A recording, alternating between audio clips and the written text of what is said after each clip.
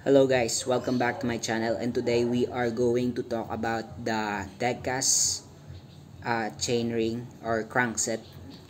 Decas crankset, it's around 1,400 pesos from Shopee, and kapag magaling kang mag-voucher at humanap ng umabang ng discount, makukuha mo siya around 1,200 to 1,300 pesos.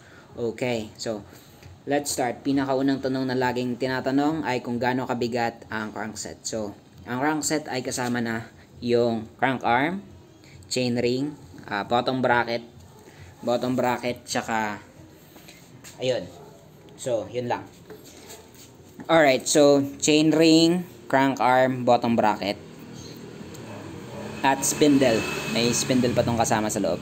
So, parang kinopya ng system na to yung system ng SRAM kung saan merong adjustment na ganito. Yan.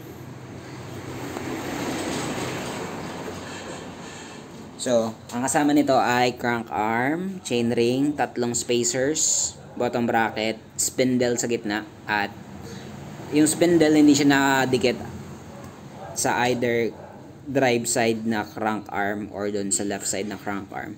So, ang total weight nito ay 900 grams overall weight. Kasama na yun lahat ng nabanggit na components. Direct mount, so basically wala na tong bolts. Merong tatlong bolts sa loob. And Halotech, so bottom bracket mo ay Halotech na.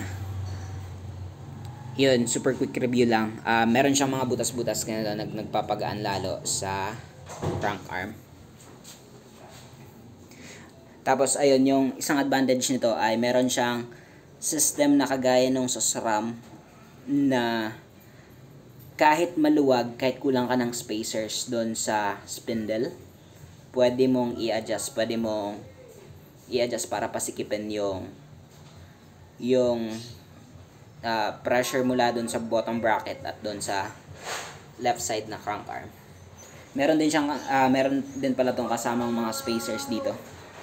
Yan, doon sa kabila. Yan. Mga spacers na kasama para doon sa spacers between ng pedal at ng crank arm. Ayun, yun, super quick review, and I hope meron kayong natutunan at makatulong to mag-decide kung bibili ba kayo ng crankset. Thank you so much. Take care and stay safe. So, ilang buwan ko pa lang itong nagagamit. At matibay naman siya in comparison sa ibang. Alloy lang kasi yung chainring nito. So, mas malambot siya kumpara doon sa stock na metal. Kasi nakikita ko meron na agad siyang mga ganito. Hindi yan pa. Yan, mga ganyan. So, in comparison doon sa stock na metal, yung metal wala talagang ilang months ko na siyang ginagamit.